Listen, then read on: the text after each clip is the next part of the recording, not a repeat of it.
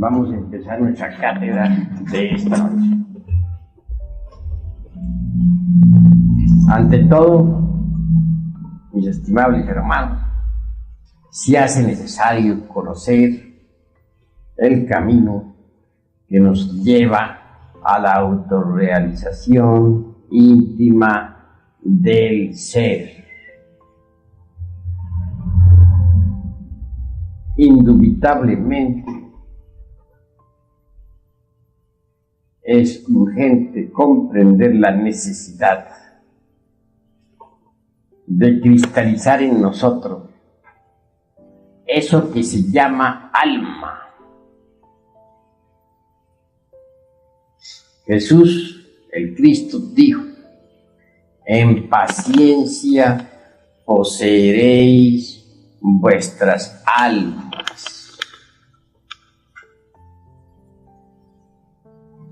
Mas antes que todo, conviene entender qué cosa es eso que se llama alma.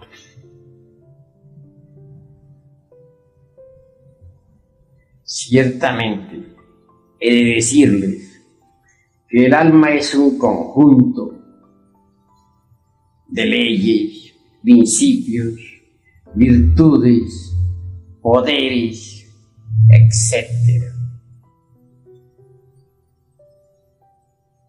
Las gentes poseen la esencia, el material psíquico para fabricar alma, o mejor dijéramos, para cristalizar alma. Mas no poseen todavía el alma.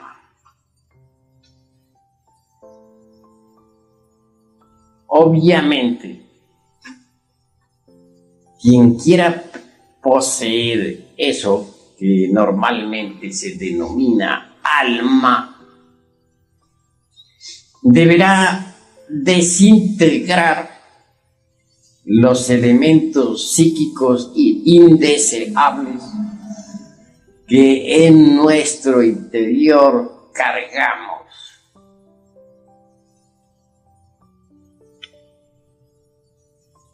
Ira, codicia, lujuria, envidia, orgullo, pereza, gula, etc. Virgilio, el poeta de Mantua, dijo: aunque tuvierais 1000 lenguas para hablar y paladar de acero, no alcanzaríais a enumerar todos vuestros defectos cabalmente.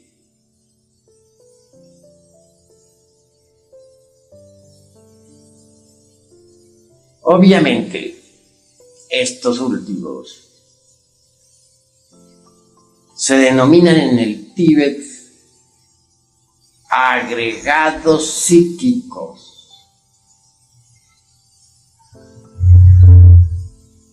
Tales agregados se parecen mucho a los elementarios de que hablan las diversas organizaciones de tipo ocultista. Son la viva personificación de nuestros errores.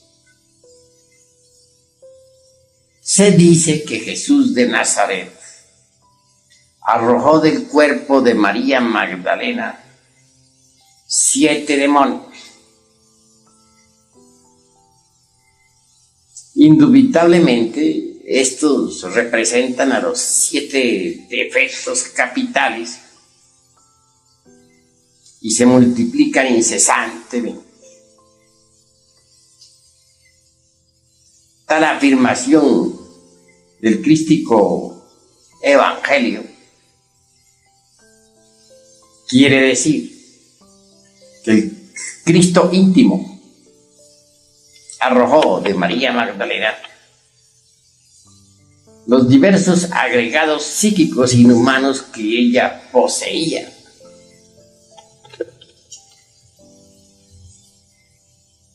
Cada uno de esos agregados está organizado en una forma muy similar a la personalidad humana. Posee sus tres cerebros: el intelectual, el emocional y el motor instintivo sexual. Cada agregado parece una persona realmente. Si nosotros decimos que dentro de nuestra persona humana hay muchas personas viviendo, no estamos exagerando la nota. Así es. Y todos esos agregados se combaten mutuamente entre sí. Luchan por la supremacía. Cada uno de ellos quiere ser el amo, el señor. Si aquel que se logra imponer, aquel que logra controlar los 5 cilindros de la máquina orgánica en un instante dado, se cree el único. Momentos después, sin embargo, es derrocado y otro ocupa su lugar. Así que en realidad, de verdad, cualquier persona no es la misma, siquiera durante media hora. Parece eso increíble, mas así es. Ustedes mismos, sentados aquí, segunda cámara, escuchando, empezaron con un agregado. Se sentaron a oír. El mismo estaba muy alerta. Pero si ponen ustedes atención a lo que ha ocurrido en su interior hasta este preciso momento, descubrirán que ahora son diferentes. Que no fueron los mismos que llegaron aquí y se sentaron. ¿Por qué? Porque el agregado psíquico que controla la máquina orgánica que empezó sentándose fue desplazado por otro que ahora está escuchando. Si dijese que ustedes son los mismos que empezaron, estaría abusando de la mente de ustedes y de la mía propia. Así que en realidad, de verdad, los agregados psíquicos se están cambiando. Tan pronto es uno el que controla los centros capitales del cerebro como otro. Nunca permanecen los mismos. En cuanto a la esencia, es lo más digno, que es lo más decente que tenemos dentro de nuestro interior. La mismísima conciencia incuestionablemente se encuentra enfrascada entre todos esos múltiples agregados, procesándose en virtud de su propio condicionamiento. Cada uno de ustedes es legión. Recordemos lo que el Maestro Jesús preguntó al poseso del Evangelio bíblico: ¿cuál es tu nombre? Y el poseído contestó: mi nombre es Legión. ¿Cuál es el nombre de cada uno de los aquí presentes? Legión.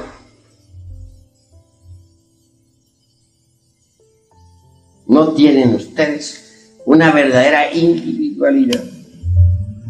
No la han logrado. La conciencia en cada uno de ustedes duerme terriblemente. ¿Por qué? Que se procesa en virtud de su propio embotellamiento.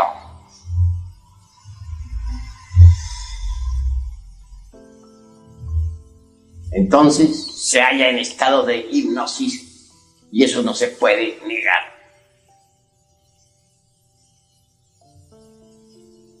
Y en cuanto al alma en sí misma, ¿han logrado acaso cristalizarla?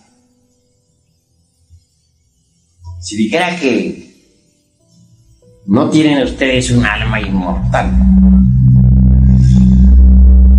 estaría también mintiendo, consciente o inconscientemente. Obviamente que cada uno de ustedes tiene su alma inmortal, pero no la posee. Uno podría tener un bello diamante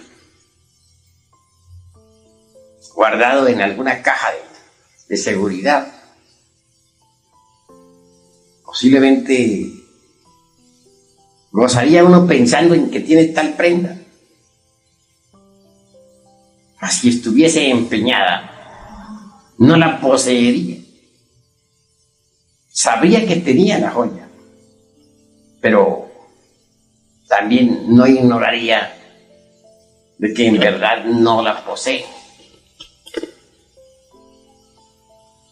Muchas veces alguien recibe una bella herencia, sabe que la tiene, pero una cosa es tenerla y otra cosa es poseerla.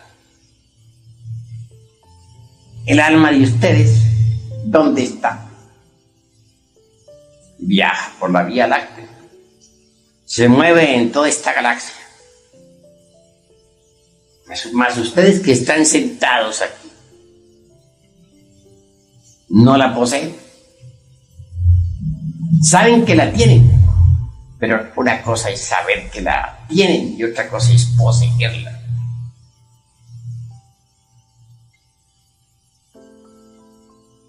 Así que vale la pena poseerla. Mas ¿cómo llegaría uno a poseer su alma? Pues desintegrando definitivamente los agregados psíquicos, porque el alma y los agregados son incompatibles. Son como el aceite y el agua. No pueden mezclarse.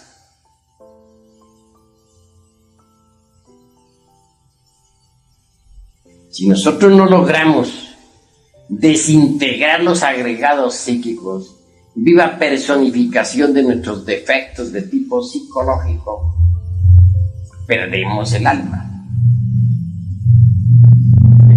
¿De qué serviría, dice Jesús el Cristo? Si un hombre adquiere todos los tesoros del mundo, pero pierde su alma, de nada le sirve eso. ¿Es posible perder su alma? Sí, es posible. Quien ingresa a los mundos infiernos pierde su alma. Eso es obvio. Triste es perder ese tesoro. ¿Habría alguna forma como para no perderlo? Sí, repito, cristalizándola en sí mismo, aquí y ahora. Cuando uno quebranta completamente y desintegra el agregado psíquico de la lujuria, o los agregados, porque son muchos, cristaliza en la esencia que cargamos dentro. Esa virtud preciosa del alma, conocida como castidad. Cuando uno logra destruir, aniquilar el agregado psíquico del odio, cristaliza entonces en uno la preciosa virtud del amor. Cuando uno consigue reducir a polvareda cosas el agregado psíquico del egoísmo, cristaliza entonces en uno la virtud preciosa del altruismo o del cristocentrismo. Cuando uno consigue aniquilar el agregado psíquico del orgullo, entonces cristaliza en uno la virtud inefable de la humildad. Llegar a esta parte de nuestra plática, he de decir que lamentablemente muchos textos de tipo ocultista, esoterista, etc., lo llevan a uno al orgullo místico. Y eso es grave. Connotados autores muy venerables afirman que nosotros somos dioses, que cada uno de nosotros es un dios. Obviamente, esta declaración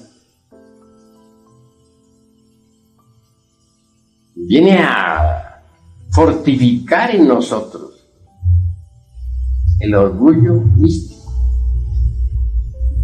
que causa mucho daño en la senda de la autorrealización,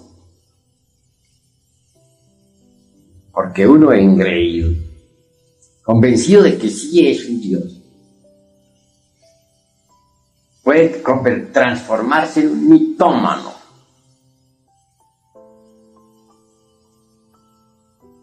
Incuestionablemente no es posible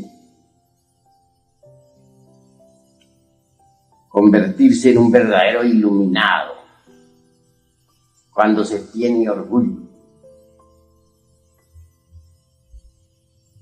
No podría yo jamás pensar en un Dios borracho, fornicario, adúltero, peleador, egoísta, envidioso, celoso, lujurioso, etc. Cada uno de nosotros es en realidad de verdad todo eso.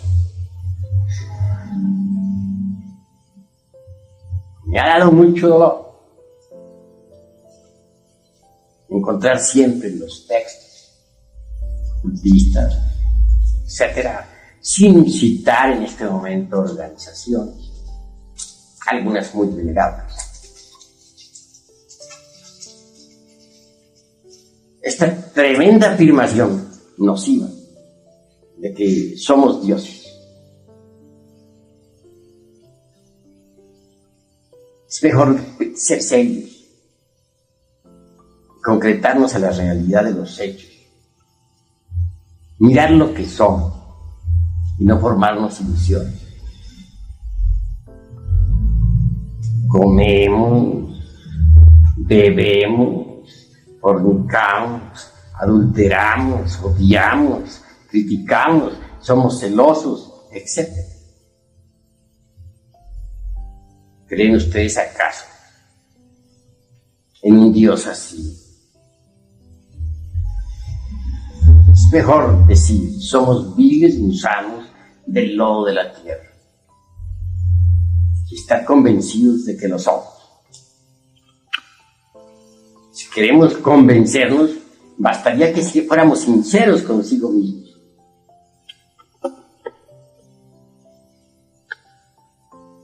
Si examinamos cuidadosamente nuestra existencia, descubrimos que en verdad no es una de las 7 maravillas del mundo. Este examen que hagamos sobre nosotros mismos y sobre nuestra propia vida será de maravillosas consecuencias. que nos permitirá saber lo que somos. Entender que no somos más que unos pobres pecadores. Unos viles gusanos del lodo de la tierra. Así, en esa forma, marcharemos por el camino de la sencillez y de la humildad. Cuando uno desintegra en realidad de verdad ese agregado psíquico del orgullo, cristaliza obviamente en nosotros la humildad,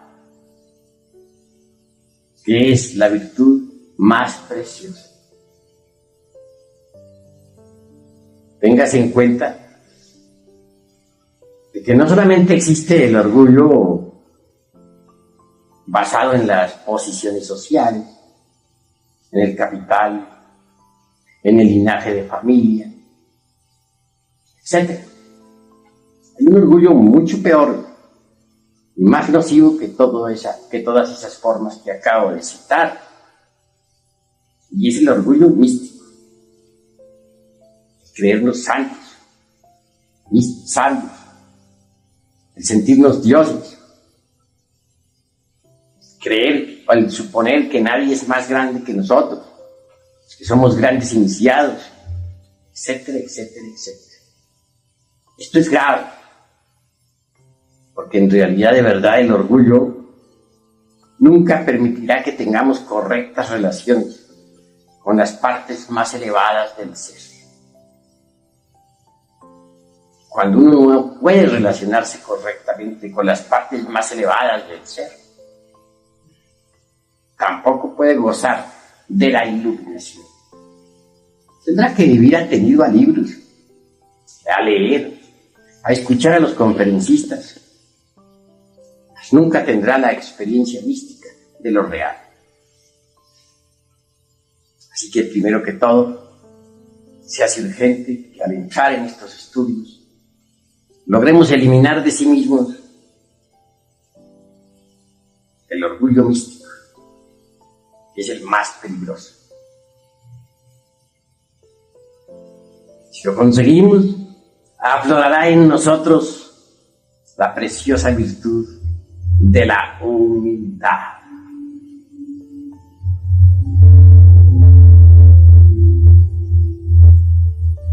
Cada vez que nosotros eliminamos un agregado psíquico, cristaliza una virtud, un poder, una ley, una facultad, un don, etc.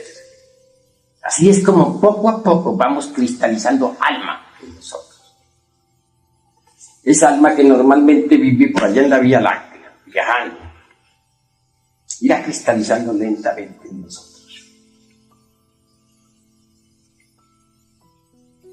Sin embargo, hemos de afirmar también que si el agua no hierve a 100 grados, no cristaliza en nosotros lo que debe cristalizar. Y no se desintegra lo que debe desintegrarse. Con esto de que el agua debe hervir a 100 grados, estoy hablando en forma parabólica. Quiero decir que necesitamos pasar por grandes crisis emocionales para desintegrar cada defecto de tipo psicológico. Ser el caso de una hermana gnóstica que está trabajando en forma terrible sobre sí misma, con peligro de enfermarse su corazón. Su hermana en tremendos y supremos autoarrepentimientos. Llora diariamente, gime, sufre. Nunca se ha creído más que nadie. Y sin embargo es un bodhisattva caído. El bodhisattva de un ángel.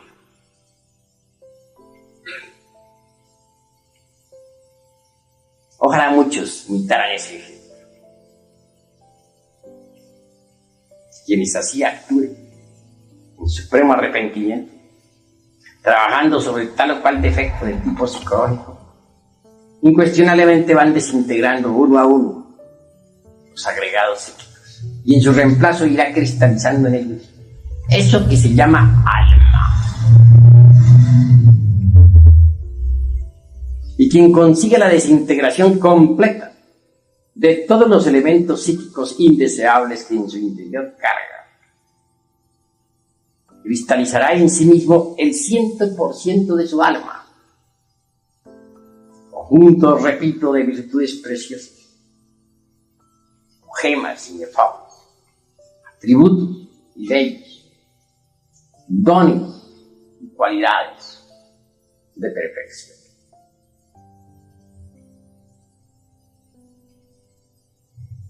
Hasta el mismo cuerpo físico debe transformarse en alma.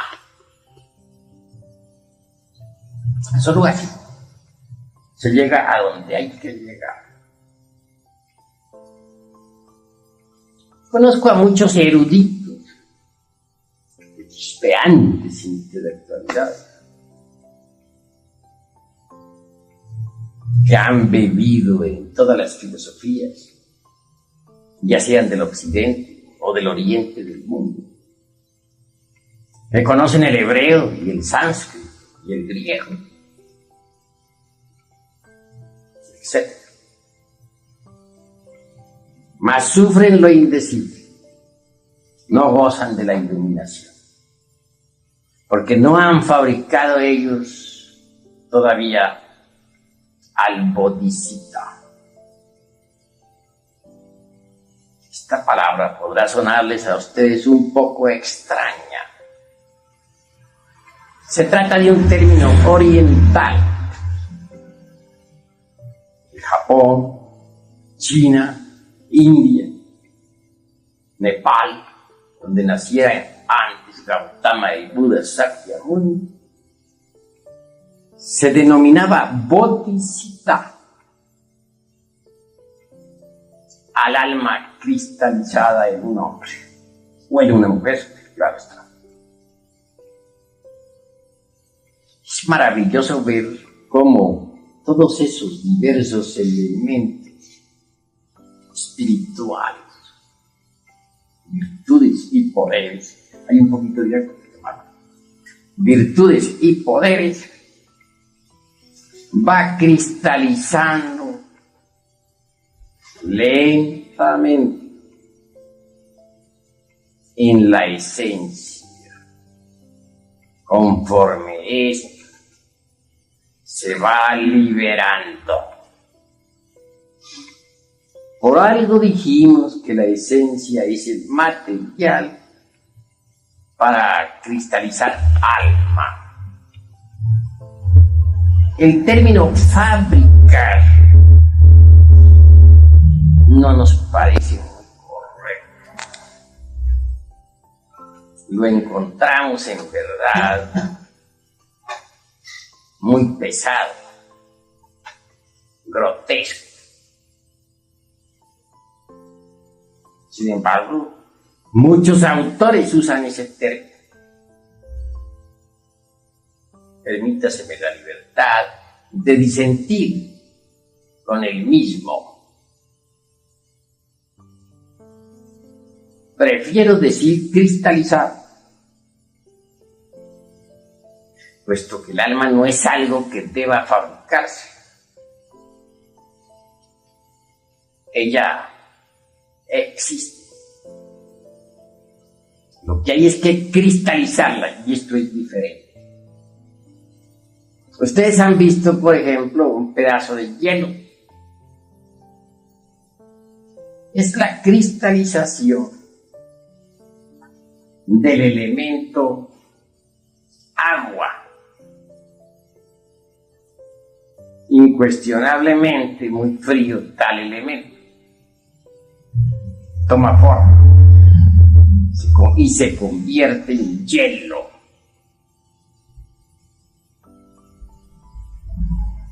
Asombra ver la cristalización del agua. Se realiza de acuerdo con ciertos principios geométricos extraordinarios. En forma similar sucede con el elemento alma. cristaliza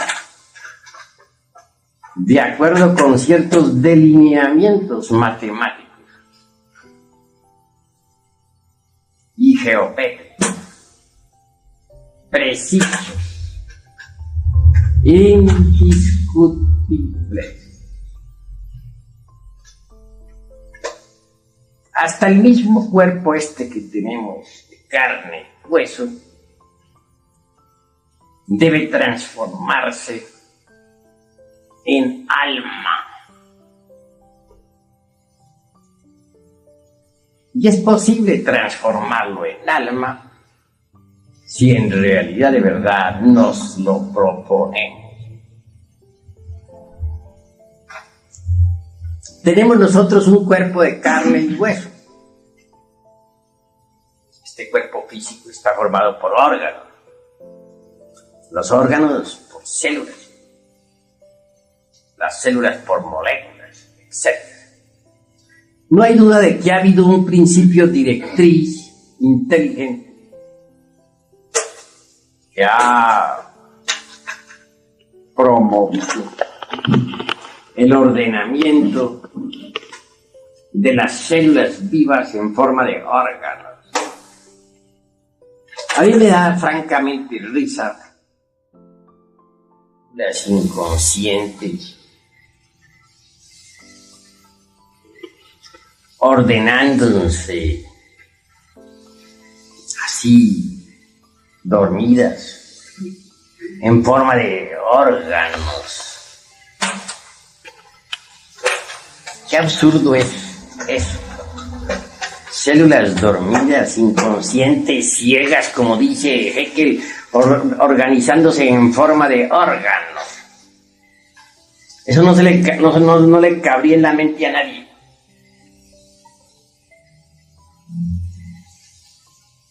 Desde que se organizan tales células en forma de órganos, acusa esto. No el inconsciente de algunos autores que no hayan qué hacer al ver las maravillas de este mundo y que todo marche en forma mecánica como ellos creen, sin un principio directriz. No necesitan un inconsciente. No. Las células se han organizado en forma consciente. Gracias al principio inteligente de la madre natura, es posible que las células se organicen en forma de órganos. Pero si descomponemos un átomo cualquiera, sea del hígado, de los riñones o del páncreas, liberamos energía. Eso es obvio. De manera que en última síntesis el cuerpo físico se sume dentro de distintos tipos y subtipos de energía. Eso es indubitable. Carlos Marx dice, ¿qué es lo primero, la materia o la psiquis? La psiquis o la materia. Concluye diciendo que es lo primero, la materia. Eso es completamente absurdo, porque los mismos postulados de Einstein dicen que la materia no es sino energía condensada. Recordemos aquel postulado que afirma lo siguiente: energía es igual a masa multiplicado por la velocidad de la luz al cuadrado. La masa se transforma en energía, la energía se transforma en la masa. ¿Qué es lo primero que existe? La energía, que luego cristaliza en masa. Entonces la psiquis, que es energía, en el sentido más completo de la palabra, es lo primero. Y luego viene la masa. Veamos los mundos alrededor del Sol, son enormes masas, con cada uno con un peso definido, un volumen exacto. Sin embargo, giran alrededor del Sol movidos por la energía solar. Si no fuera por la energía solar, esos mundos quedarían dislocados en el espacio. Rodarían eternamente hasta chocar con algún cometa o con otros mundos. Sería la anarquía, desorden, conflicto. Pero los mundos marchan en forma organizada. ¿Quién los mantiene alrededor del Sol con exactitud? La energía. Ella es la energía centrípeta la que los atrae. Es la energía centrífuga la que los aleja. Es la energía que los hace rotar. Es la energía la que los hace girar alrededor del astro rey. Entonces, ¿qué es lo primero? ¿La energía o la materia? Obviamente la energía. Que la misma materia no existiría si no existiera la energía. Para que la materia exista se necesita condensar la energía universal. Y pasa a existir la materia.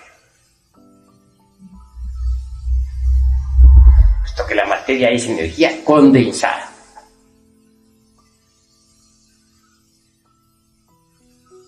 En cuanto al organismo humano, lo primero que existe es la energía. Ella permite a los átomos que giren alrededor de sus centros nucleares en la molécula. Ella permite que se realicen todas las funciones orgánicas. No solamente las funciones meramente reproductivas o químicas, sino también las funciones relacionadas con las calorías, las percepciones, etc. Aún más aquellas funciones que se relacionan con la imaginación y la voluntad. ¿No sería posible concebir un cuerpo orgánico desprovisto de energía? ¿Cómo se realizarían los fenómenos catalíticos si no existiera la energía? Así que la energía es lo primero y la materia lo segundo. Si a esa energía la llamamos espíritu o conciencia o lo que se quiera, no importa, pero es lo primero. El nombre no viene al caso. La realidad es que la energía es anterior a la materia.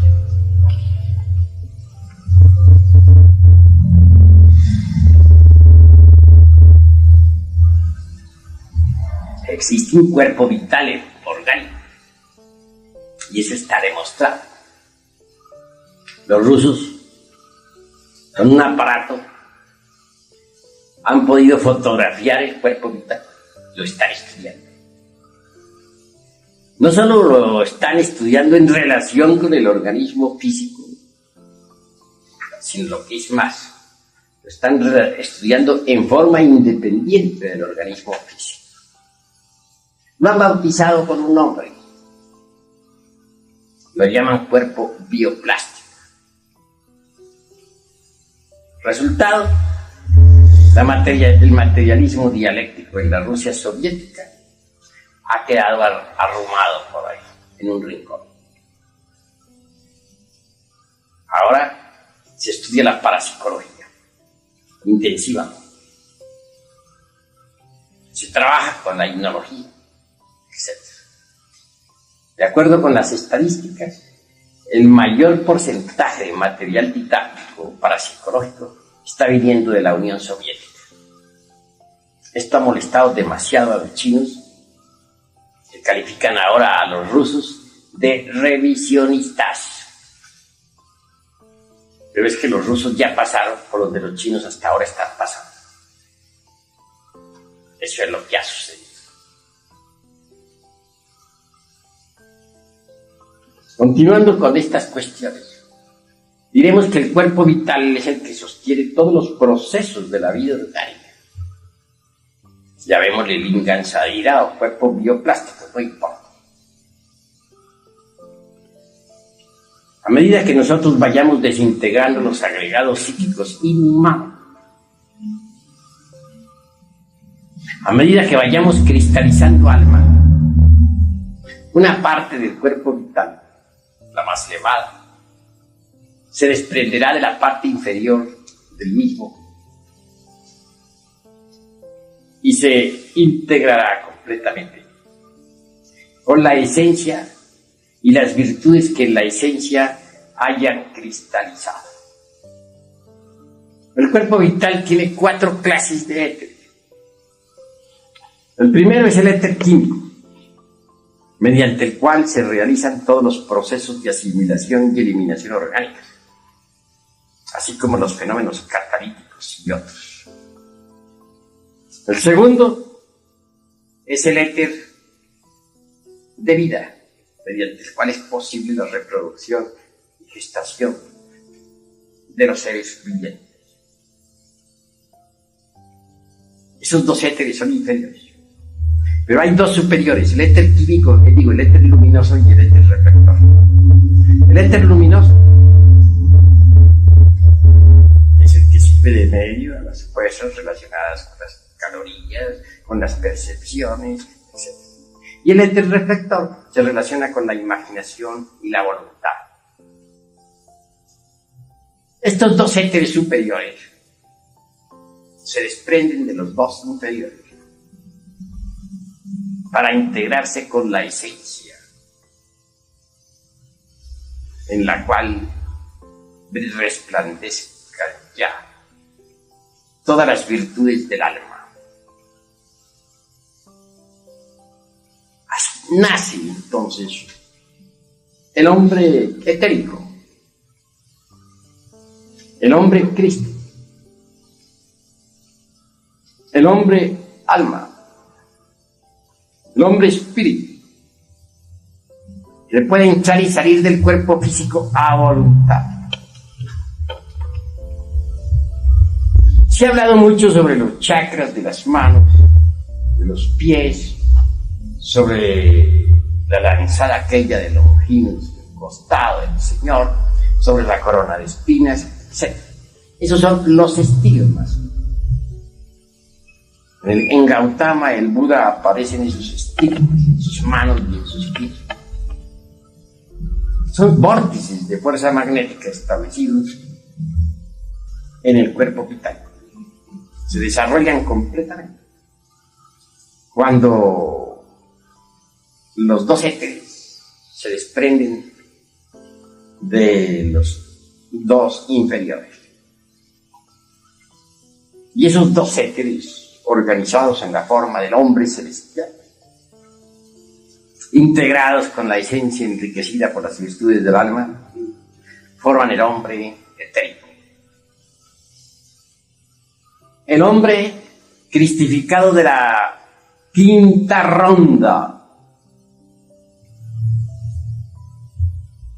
Obviamente estamos en la 4ª ronda. La primera estuvo en el mundo de la mente. La segunda estuvo en el mundo astral, la tercera en el mundo etérico, la 4ª en el mundo físico. La 5ª volverá a estar en el mundo etérico. Entonces la vida se desenvolverá en el mundo etérico. Y habrán hombres cristificados en aquella época, como los hay ahora. Y el hombre cristificado será así como se los estoy pintando. Tendrá un cuerpo etérico cristificado.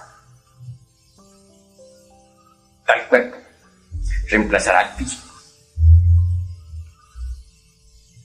Tal cuerpo será el vehículo de una esencia enriquecida con las virtudes del alma. Ese hombre espíritu de la 5ª ronda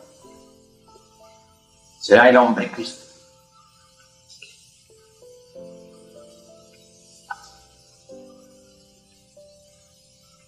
Si ustedes comprenden eso, comprenderán también la necesidad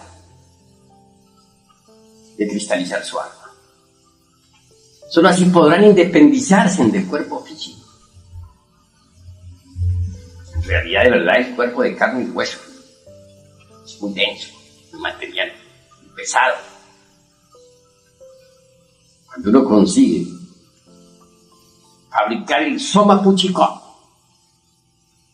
es decir, el cuerpo etérico, cristificado, que sirve de vehículo a la esencia enriquecida por los atributos del alma. Ha nacido en uno el hombre espíritu. Ese hombre espíritu ya no estará más preso entre el cuerpo denso. Podrá entrar y salir del cuerpo a voluntad. Es el adepto glorioso.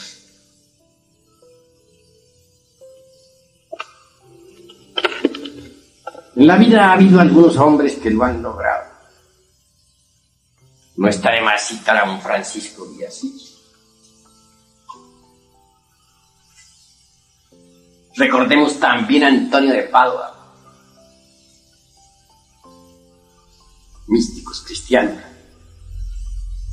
que han servido de ejemplo y servirán de ejemplo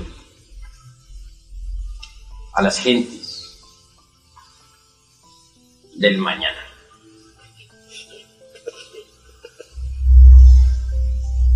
El hombre celestial realmente ya no es un prisionero dentro de ese calabozo de la materia física. Es libre para salir de ese cuerpo cuando quiera, para viajar con ese cuerpo a través del inalterable infinito, para sumergirse con tal vehículo en los mundos superiores, para descender al fondo de los mares o visitar a las dinastías solares en el astro rey.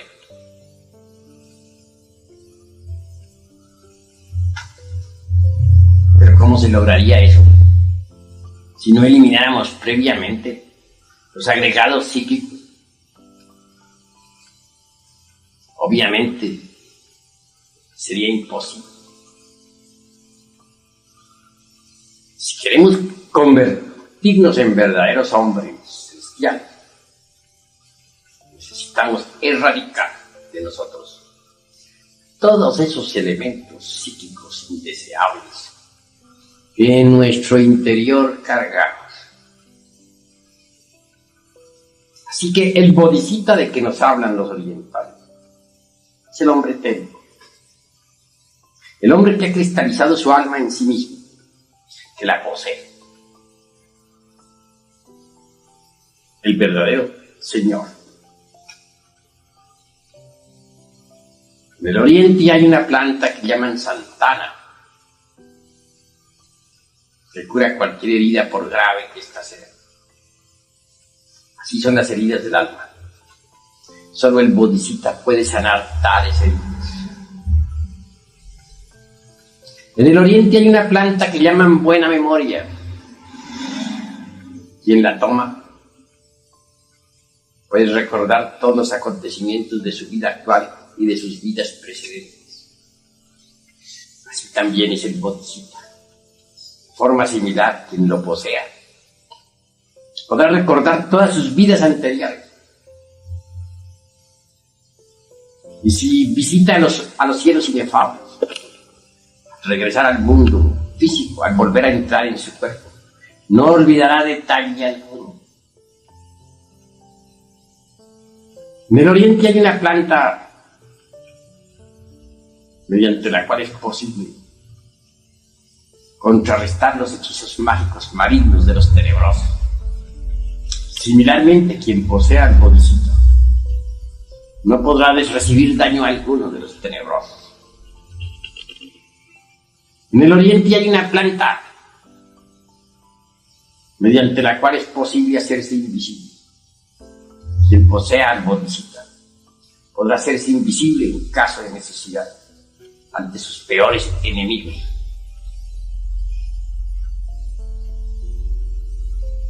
Así como un pescador hábil puede lanzarse en el fondo de los mares, entre los tiburones, y defenderse sin recibir daño, así también es el bodhisattva.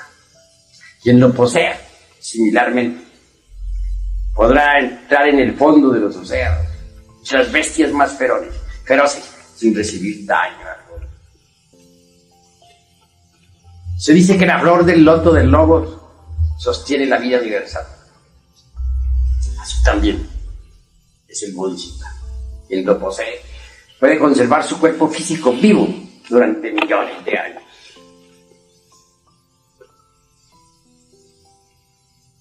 Son muchos los que me escriben, ¿no? quejándose de que no saben salir del cuerpo astral, de que no recuerdan nada de lo que les sucede fuera del cuerpo físico, de que no tienen iluminación, etc. Pero ¿cómo puede tener iluminación el que no posea al Bodhisattva? Solo teniendo el Bodhisattva se posee la iluminación. Quien no posea al Bodhisattva no gozará nunca de la dicha de la iluminación. La iluminación no es algo que se nos da de regalado, no, mis queridos amigos. Cuesta, y muy caro. La iluminación solo se explica mediante el Dharmakku. ¿Qué es el Dharmakku? O digo, dispense, he equivocado el término, mediante el Dharmadhatu. ¿Y qué es el Dharmadhatu? El buen Dharma, la recompensa por los méritos adquiridos. Solo el que posea, pues, al Bodhisattva. Es decir, solo aquel que haya cristalizado alma podrá gozar de la iluminación. Tendrá méritos para ello.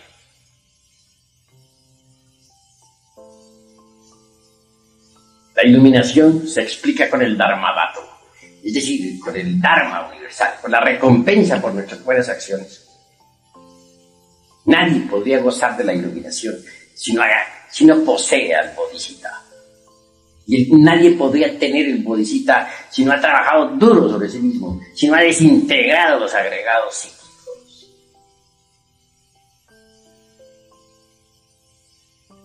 Así que, mis queridos amigos, necesitamos trabajar sobre sí mismos si es que queremos la cristificación, si es que queremos poseer eso que se llama alma. En paciencia poseeréis vuestras almas. Así está escrito en el Evangelio del Señor.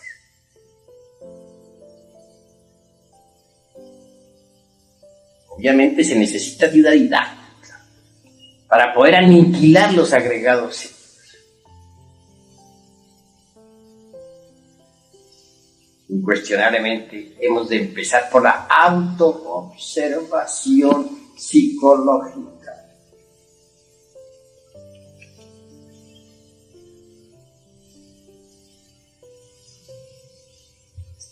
Cuando uno admite que tiene una psicología individual, particular, propia, entera, es claro que se propone autoobservarse. ¿Qué es en relación con nuestras amistades? La calle, o en el templo, o en la casa, o en el trabajo, o en el campo, etcétera, etcétera, etcétera, donde nuestros defectos psicológicos escondidos afloran. Si nosotros nos autoobservamos en forma continua, podremos verlos. Defecto descubierto debe ser abierto con el bisturí de la autocrítica para ver qué es lo que tiene de verdad. En vez de estar nosotros criticando vidas ajenas, tenemos que autocriticarnos. Cuando hemos hallado algún defecto en sí mismos, debemos analizarlo cuidadosamente, abrirlo, repito, con el bisturí de la autocrítica. Esto es posible a base de la autorreflexión evidente del ser,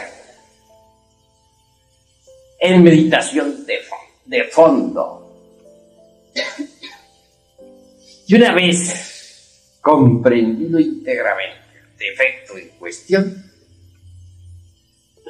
entonces debemos desintegrarlo atómicamente. La mente por sí sola no puede alterar radicalmente ningún defecto. Puede pasarlo de un nivel a otro del entendimiento, esconderlo de sí misma o de los demás, justificarlo o condenarlo, buscarle evasivas, etc. Mas nunca alterarlo radicalmente. Se necesita de un poder que sea superior a la mente.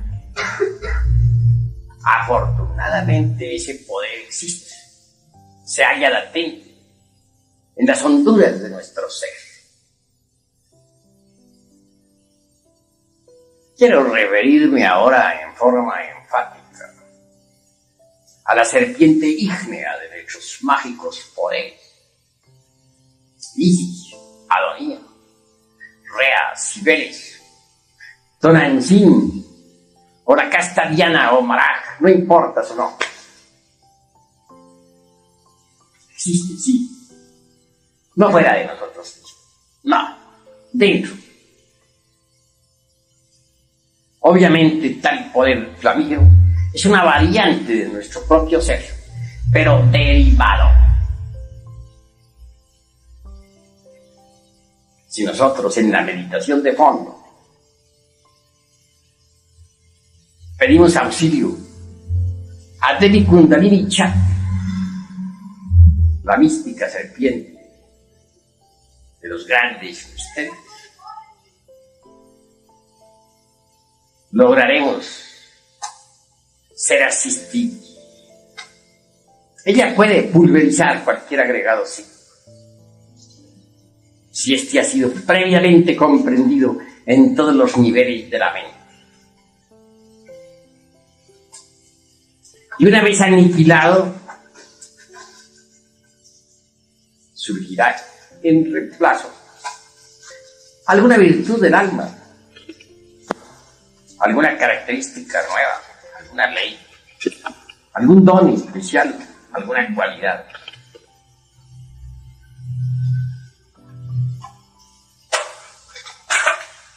Por este camino indicado se consigue quebrantar precisamente cualquier agregado.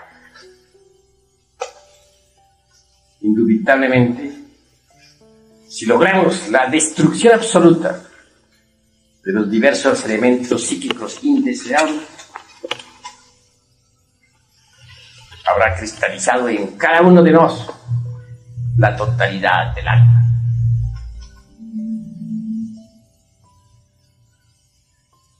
Esto indicaría que la esencia enriquecida con todos los atributos anímicos podría a su vez vestirse con el soma puchco,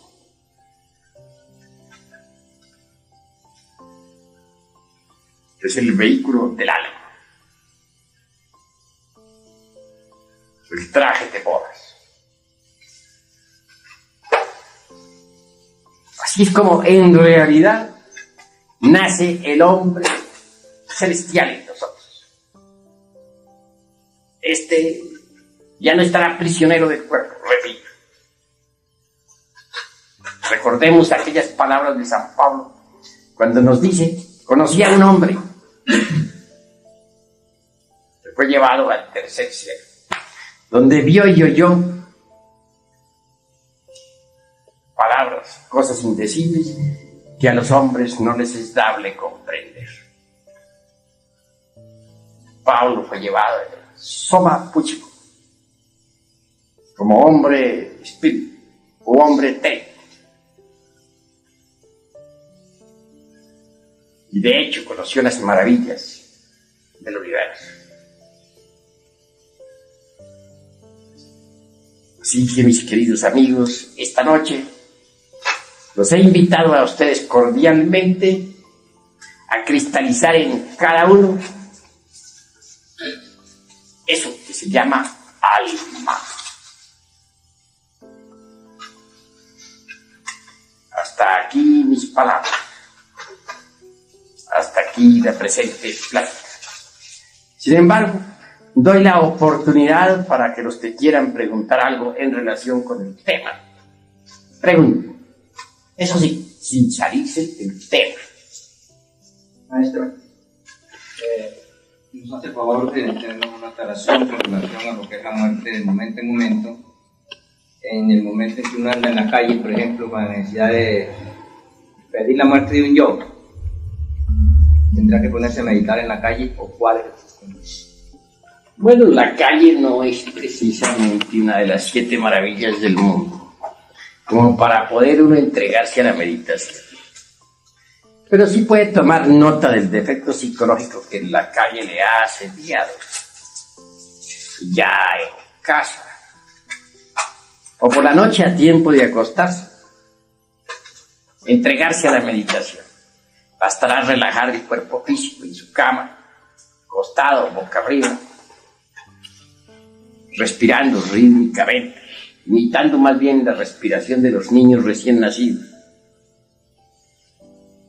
Y entonces sumergido, así en concentración perfecta y meditación de fondo, reconstruirá la escena donde aquel defecto surgió. Analizará el defecto cuidadosamente, sinceramente, sin escapatorias, sin justificaciones de ninguna especie. Y una vez que lo haya comprendido, entonces se entregará a la oración. No olviden ustedes aquella frase latina que dice lo siguiente: bene orace, bene et bene laborace. Repito, bene orace et bene laborace. Es decir, el que bien ora, bien trabaja. Orar es trabajar. Sumergido en profunda oración, pedirá a Devi Kundalini Chakti, la divina madre particular, individual de cada uno de nosotros, porque cada uno tiene la suya propia, que desintegre aquel agregado que ya comprendió en todos los niveles de la mente. Y debe proseguir con una serie de sucesivos trabajos hasta que el agregado psíquico en cuestión desaparezca. Ese es el camino obvio a seguir. ¿Alguna otra pregunta? Eso. Por ejemplo, un ego suele presentarse de distintas formas en los distintos centros. Entonces, ese ego se debe pedir a la Divina Madre que destruya el ego como uno solo, o son varias subdivisiones de un mismo ego. Porque siempre se presenta en el mundo, en la mente de una manera, el centro emocional de otra.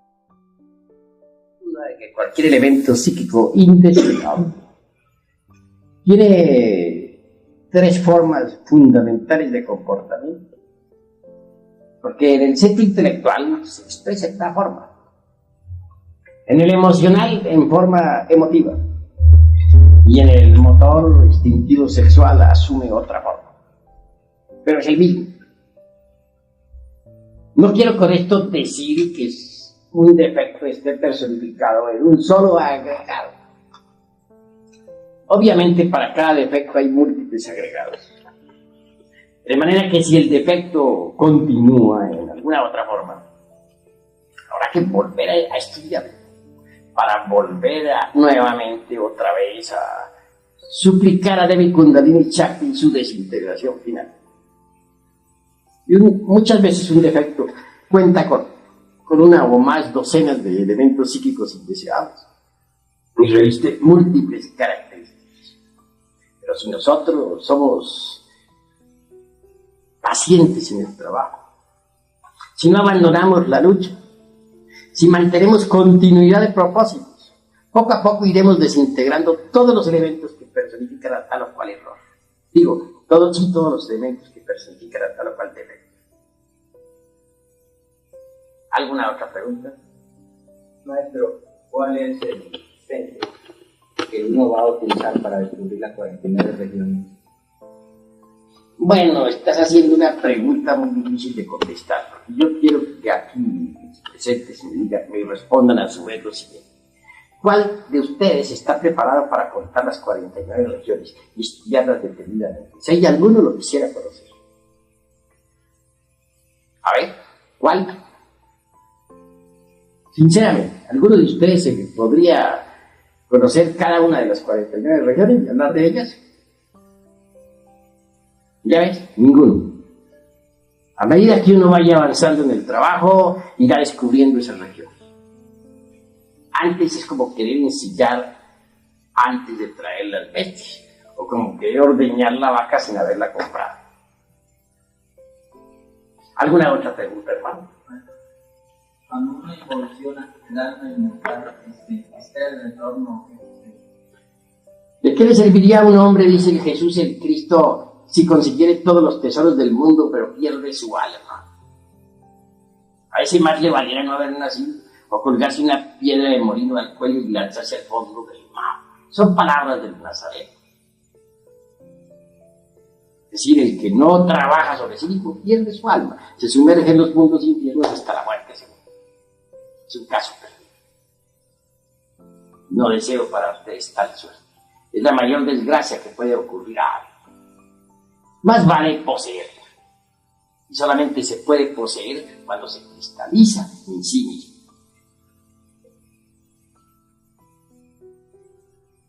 ¿Alguna otra pregunta?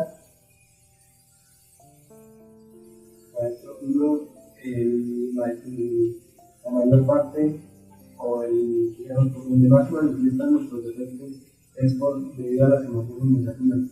¿Nos podría usted decir de alguna forma para equilibrar ese centro emocional en relación al intelectual del motor?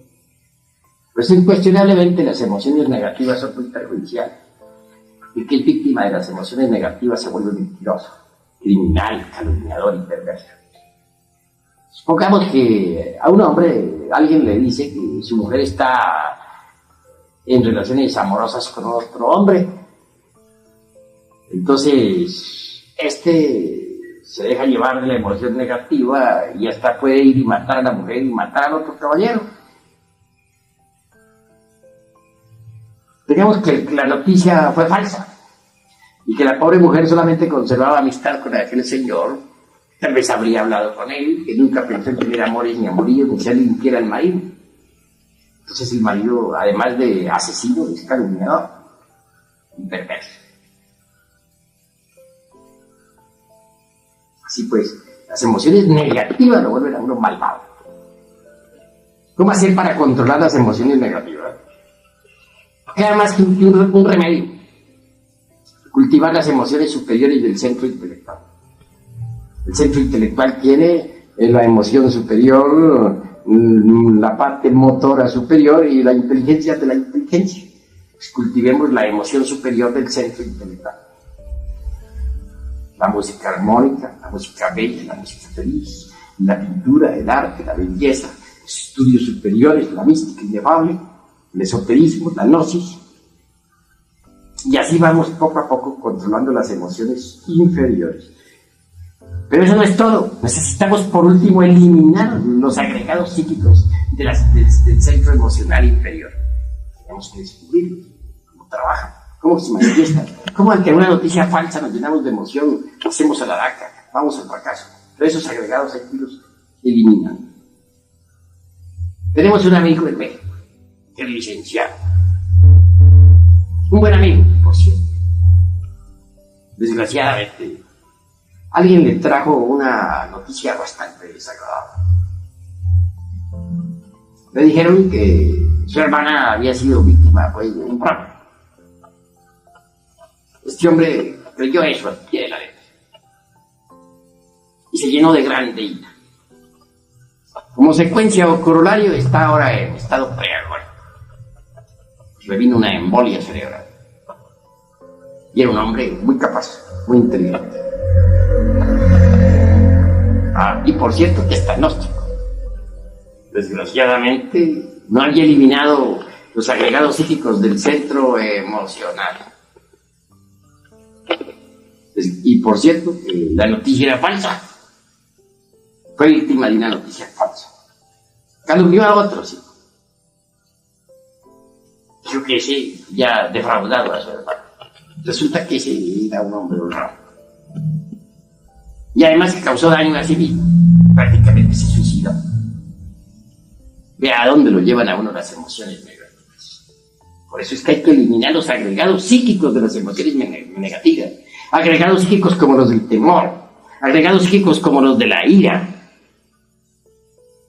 Agregados psíquicos como los del odio. Todo eso es de las emociones negativas. Si no consigue eliminarlos, entonces no será ya más víctima de esas emociones inferiores.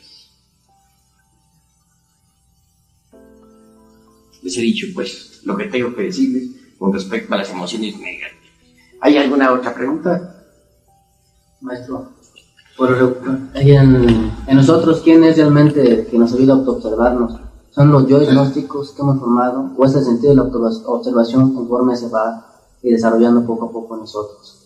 Pues la esencia misma es la que autoobserva sus procesos. Así es.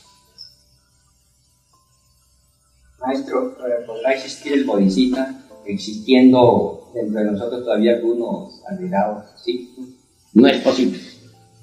Ni uno solo.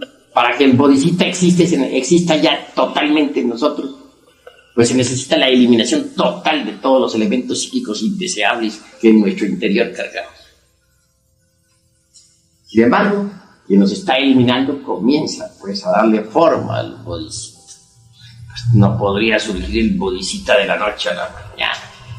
Se va formando en nosotros poco a poco, a medida que vamos eliminando los elementos psíquicos indeseables. Pero existir cabalmente y en forma total únicamente cuando todos los elementos indeseables de la psiquis han sido aniquilados. Por eso se ha dicho en budismo ortodoxo, muy riguroso, que hay que pasar por la aniquilación budista. Palabra que asusta mucho a algunos pseudoesoteristas y pseudo-budistas. ¿Alguna otra pregunta? Se nos ha dicho que uno cría los egos por no saber digerir las impresiones. ¿Nos podría explicar cómo podríamos digerir las impresiones de forma positiva? Claro que cualquier impresión no digerida se convierte en ego. Si alguien viene y nos dice que, si te dice a ti, por ejemplo, que en este momento un hermano tuyo ha sido engañado, pues alguien le ha robado un dinero, te llenas de grande ira y dices, ¿y esto qué pasó? Voy a buscar ese malvado. Pero si tú digeres la impresión conscientemente, no se forma en ti ningún nuevo agregado, ni vas a buscar a nadie. Pero para digerir esa impresión nefasta que te ha traído, no debes olvidarte de ti mismo.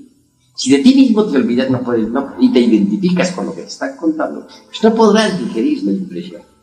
Pero si tú no te identificas con lo que te están contando, debido a que no te estás olvidando de ti mismo, entonces digerirás la noticia y no se formará ningún nuevo agregado. Pero podría formarse un nuevo agregado de grande ira en ti, si no digerieras esa infausta noticia. ¿Entendido? ¿Qué otra pregunta tienen ustedes por ahí? Iba a decirles preguntita. Maestro, al estudiar un defecto, sabemos que tenemos diferentes agregados. Cuando lo vamos a destruir, y sabemos cuáles agregados son, cuando vamos a destruir el defecto, destruimos el defecto primero con los agregados. Pues es que el defecto es el agregado y el agregado es el defecto. Llamamos agregados a los demonios rojos de Set. En el viejo Egipto de los faraones así se calificaban los agregados de demonios. Cada demonio es un defecto, cada defecto es un demonio. Sí, maestro, pero me refiero a que, digamos, el defecto de los ellos tiene otros que se desprenden de él. Bueno, muchos compadres. Eso es natural, ¿no? A un defecto está asociado con otro y ese está asociado con otro. Digamos una escena de celos. Un hombre tiene una novia en la casa. De pronto se le encuentra un día cualquiera, cuando menos lo pensaba, en amoríos con otro sujeto. ¿Qué es lo primero que siente? Un terrible celos? Lo segundo, una ira tan horrible que podría matar a todos dos. ¿Verdad? Tercero, su amor propio, herido. Así sucedió ahora hace algún tiempo en el DF. Un hijo por ahí de un amigo encontró a su novia con otro ex. Claro. Sacó su pistola y disparó contra ambos. Ahora está en la penitenciaría pagándose de 40 años de cárcel. Como para ir empezando. Claro, la madre de aquel joven pues, está sufriendo de ello. Cuanto al padre, poco le importa. Se combinaron varios elementos. El yo de la grande ira, que cometió el homicidio, el yo de los celos, el yo del amor propio herido. Eso provocó la tragedia. Esos tres están asociados. Si ese joven quisiera desintegrar a los autores de esa escena, tendría que desintegrarlos a uno por uno, y a todos tres. De manera que cualquier defecto está asociado a otro. Eso es obvio. ¿Alguna otra pregunta?